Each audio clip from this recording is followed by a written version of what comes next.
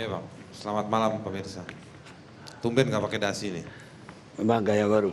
Oh gaya baru ya. Niru Aris. Kalau nggak Eh, kalah sama Aris.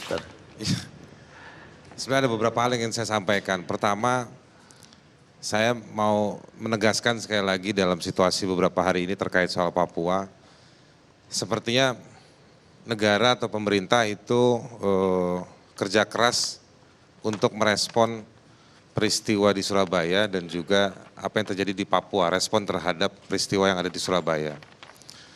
Saya mau menganggap bahwa, dan saya meyakini bahwa apa yang terjadi di Papua itu dan juga yang di Surabaya, dia hanya percikan kecil saja yang terjadi di satu ladang rumput yang kering, yang luas, mengandung masalah yang dalam, dan ini sudah berlangsung lama.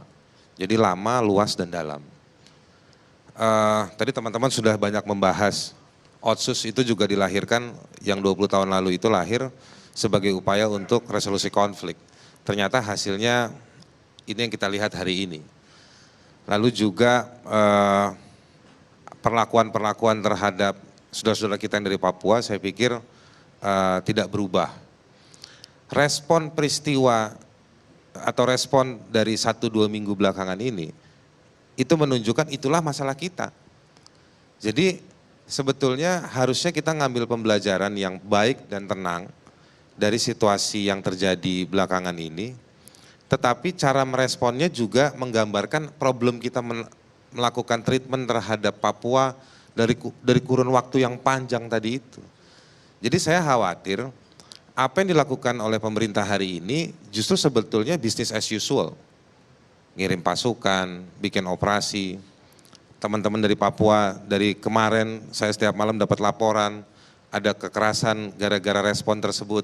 Saya memilih untuk, mereka minta saya bicara tapi saya bilang, saya memilih untuk mengatakan ada peristiwa kekerasan dari penanganan keamanan dari beberapa hari ini. Jadi saya mau mengatakan bahwa satu poin apa yang dilakukan pemerintah hari ini tidak ada yang merubah yang sudah dilakukan pemerintah di Jakarta kepada keluarga kita, saudara-saudara kita yang ada di Papua selama belasan atau bahkan puluhan tahun.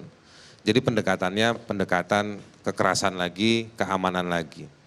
Banyak contohnya, internet dianggap sebagai media menyebar provokasi. Internet itu kan alat. Yang pakai internet juga pendeta juga pakai. Di Papua juga banyak orang baik. Kalau satu Papua internetnya dimatikan, itu artinya kita meyakini, dari Jakarta meyakini, satu Papua orangnya provokator semua. Lalu kemarin dilarang demonstrasi. Demonstrasi itu dilarang, dalam konsep hak asasi manusia, demonstrasi itu boleh dilarang, dibatasi. Tapi ukurannya jelas. Tapi ketika kemarin dilarang, ukurannya apa? Dalam situasi apa, di mana lokasinya, dan treatmentnya apa. Katanya kita punya perkap, peraturan Kapolri tentang penanganan tindakan anarkistis. Apakah itu sudah diberlakukan? Gitu. Jadi menurut saya treatment yang dilakukan oleh pemerintah, menurut saya salah hari ini. Dia mengulangi situasi-situasi yang membuat luka dan duka buat orang Papua selama ini. Nah itu satu hal. Yang berikutnya lagi. Tapi ketika kemarin terjadi kerusuhan di Jakarta juga komunikasi sampai orang nggak bisa komunikasi. Betul. Juga terjadi. Artinya bukan artinya seluruh orang Jakarta perusuh. Nah itu dia, kita kan juga protes. Yang saya khawatir Bang Karni, kita nanti ke depan ada suara kritis dikit, ada peristiwa dikit, itu dianggap jadi terbiasa. Jadi semua dianggap presiden. Peristiwa 2122, internet dilemahkan kegunaannya. Di Papua juga seperti itu. Jadi kegagalan negara menangani situasi justru berdampak luas pada masyarakat. Saya meyakini bahwa internet itu juga bisa dipakai. Kalau memang itu internet sebagai alat, mestinya kan pemerintah melempar, membanjiri, memperbanyak informasi-informasi yang sebenarnya dan bagaimana seharusnya pemerintah itu bersikap. Jadi sekali lagi itu alat, jangan dia dibunuh. Kita lihat karakter bukan internetnya, tapi karakter masalah Papua. atau apa yang tadi saya bilang duka dan luka yang dialami oleh keluarga kita, teman-teman kita yang ada di Papua. Mereka tidak sampai suaranya. Dan begitu mereka bersuara, mereka dibubarkan. Mereka menggunakan sarana informasi, sarana informatika, dilemahkan internetnya. Jadi menurut saya, gimana mau dialog, sarana komunikasinya dibunuh gitu. Nah jadi ada kekhawatiran. Nah juga saya mau mengatakan juga bahwa apa yang dilakukan seharusnya di hari-hari ini adalah lebih mengedepankan bagaimana upaya negara menyelesaikan problem Papua, bukan sekedar menanggulangi situasi hari-hari ini. Situasi hari-hari ini dia akan berlomba dengan kebaikan dan kecerdasan negara menangani soal Papua. Kalau negara muncul, bukan sekedar mukanya, bukan sekedar dia presensi datang ke Papua, tapi dia hadir dengan kebijakan dan rencana, saya pikir itu akan luar biasa. Itu yang nanti akan meniadakan, atau bahasa yang akan lebih kerasnya saya mau bilang, membunuh hasrat-hasrat jahat yang selama ini kita anggap ada di orang-orang Papua itu. Ini kan pikiran-pikiran kotor kita di Jakarta yang melihat bahwa nih yang rambutnya keriting, kulitnya hitam bermasalah, pasti minta merdeka, teriak M. Saya kasih contoh, yang rambutnya lurus, kulitnya sawo matang, begitu dia teriak Papua, nggak ada masalah. Tapi dulu dan hingga hari ini, kalau rambutnya keriting, kulitnya hitam, teriak Papua, teriak soal hak asasi di Papua, pelanggaran HAM di Papua, ditangkap dan dibubarkan. Sarana yang dipakai sarana damai. Tadi yang Mamat bilang betul.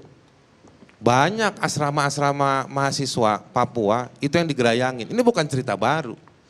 Cerita yang sudah bertahun-tahun. Terjadi di mana-mana, asrama yang di Halim, asrama yang di Surabaya, yang di Jogja, di Bandung. Jadi memang persepsi kita kacau. Gitu. Jadi persepsi kita pertama yang diidentifikasi fisiknya, bukan materinya. Sama juga saya mau ngeritik kepada TV One. Tadi malam bikin acara. Yang saya lihat juga di TV lain sama acaranya seperti itu. Tapi yang dikedepankan adalah identitas Indonesianya. Yang menurut saya bahwa orang Papua merasa bahwa kenapa ketika kita teriak masalah substansi soal pelanggaran hukum, diskriminasi, pelanggaran hak asasi manusia, kerusakan lingkungan, soal perburuan. Setiap kita teriak yang dituduh kamu Papua, kamu ujungnya berbahaya, minta merdeka, dan yang dikedepankan sekali lagi identitas merah putih. Tidak ada yang salah dengan merah putih, tidak ada yang salah dengan NKRI, tidak ada yang salah dengan Indonesia. Tetapi yang salah ketika kita menutup kuping kita dan mata kita untuk melihat masalah yang substansial. Kapan kesempatan itu ada? Nah itu yang juga terjadi di lapangan.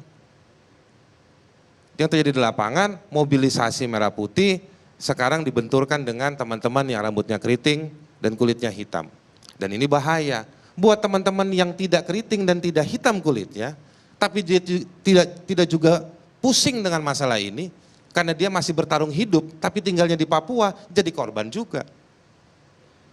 Nah kalau, saya mohon maaf tadi Ibu Dewan, saya kurang sepakat kalau misalnya melihat yang punya toko dan lain. Memang antropologi orang Papua tidak buka toko.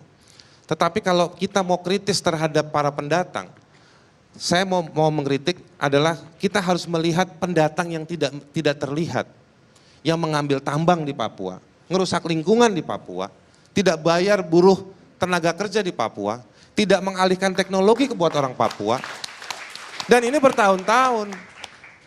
Problemnya Papua menurut saya orang semua melihat Papua sebagai tempat untuk diinjak-injak, lalu dikorek isi tanahnya, dibawa kabur.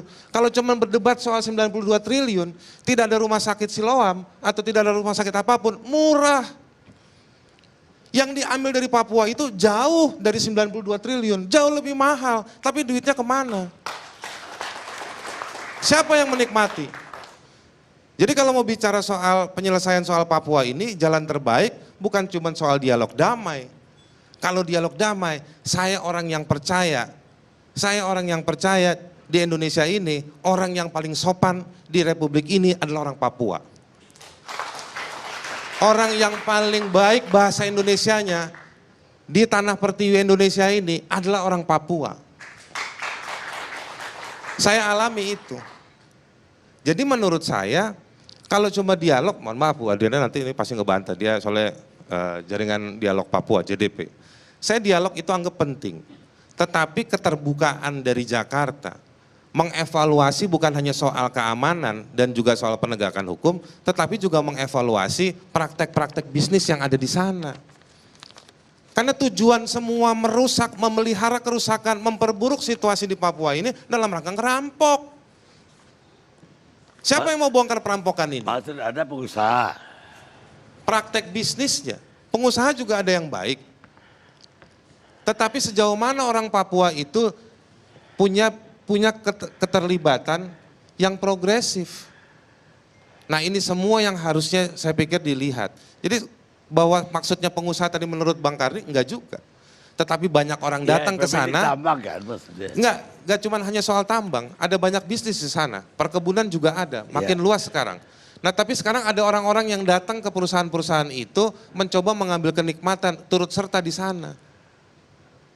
Gitu. Jadi orang Papua dibiarkan dia tidak seperti orang-orang di luar Papua. Indeks pembangunan manusia, Human Development Index, bertahun-tahun konsisten menjadi yang terburuk di Indonesia. Terendah di Indonesia. Ya kan? Angka pertumbuhan pendidikan itu terendah, buta huruf masih yang tertinggi di Indonesia. Nah, itu jadi masalah juga. Yang berikutnya lagi saya mohon maaf, elit yang dari Papua juga hati-hati. Saya tahu betul ada bupati yang kepala dinasnya harus berangkat ke Jakarta untuk cari tanda tangan. Pak Lenis kemana? Evaluasi itu enggak? Ya kan? Jadi kalau banyak bupati yang ditangkap sama KPK, dibidik oleh KPK. Tapi nggak di Papua kan? Orangnya. Bupati yang dari sana. Di Bupati yang Jawa dari sana. banyak. Padahal menurut angkanya BPS, itu ada belasan kabupaten yang dalam kondisi buruk juga. Tapi bupatinya performanya seperti apa? Nah yang mau saya katakan begini, Bang Karni. Hati-hati jebakan-jebakan bahwa ini sudah diserahkan kepada orang Papua lewat Otsus. Betul begitu ya Pak Rektor ya, diserahkan kepada orang Papua. Tetapi dalam sejumlah hal, orang Papua yang jadi pejabat negara yang memimpin di sana, mereka juga bagian dari pemerintahan. Yang ingin saya katakan, pemerintah juga nggak bisa lepas tangan, itu kan kalian, sesama orang Papua. Tetapi juga ada tanggung jawabnya pemerintah dan tanggung jawabnya negara untuk mengatakan bahwa kita ini negara, punya tanggung jawab pemenuhan hak asasi, tanggung jawab janji-janji konstitusi kita kepada orang-orang yang ada di bawah, yang hidup di pantai, hidup di atas gunung, dan lain-lain. Nah menurut saya hal-hal tersebut itu tidak bisa dilepaskan begitu saja. Sekedar dikirimkan uang, memastikan bahwa nanti mereka bisa masuk tentara, masuk PNS, masuk Polri, atau masuk keanggotaan lain, yang hanya dikasih simbol-simbol tersebut. Saya keberatan.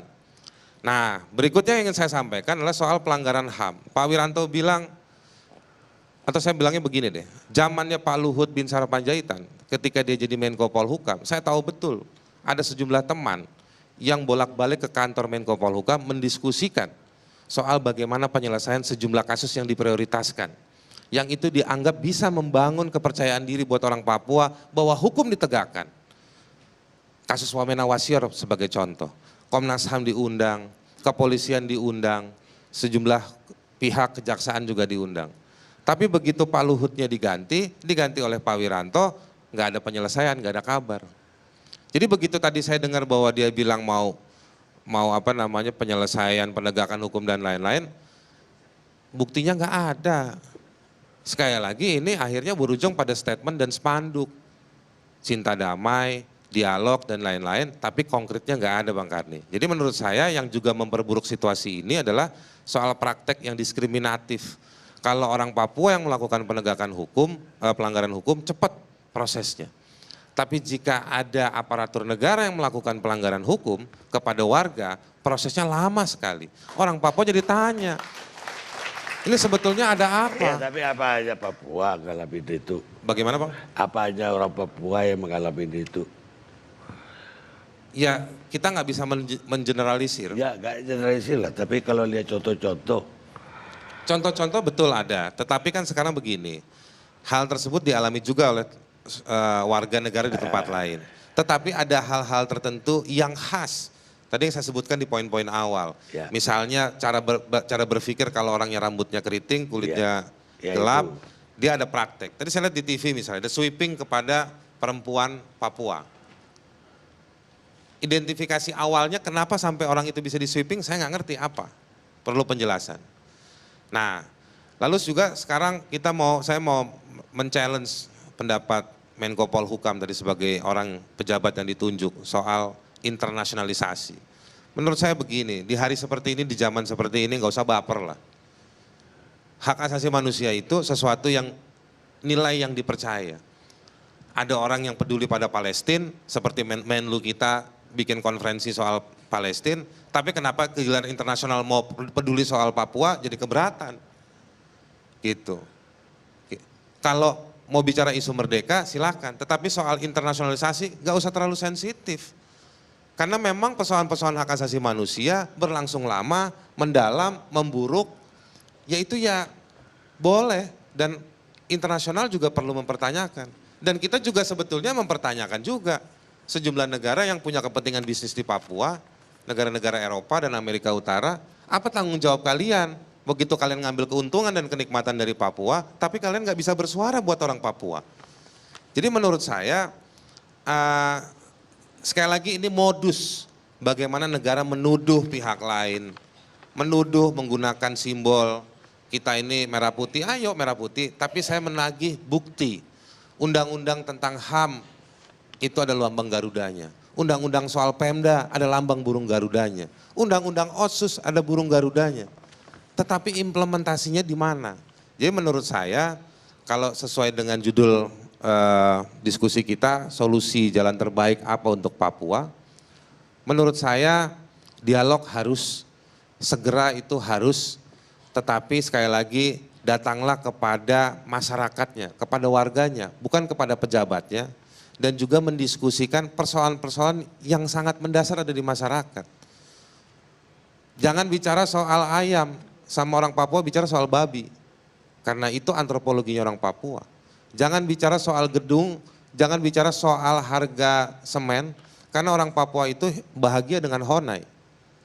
Ada banyak cara yang kita gagal pahami atau kita menutup mata dan telinga gara-gara kita merasa bahwa kita yang lebih tahu, karena kita melimpahkan banyak uang. Jadi saya pikir mari lihat persoalan yang lebih substansial daripada sekedar pendekatan keamanan ataupun pendekatan kekerasan, sekedar melihat pada peristiwa Surabaya. Makasih Bang Karding. Baik.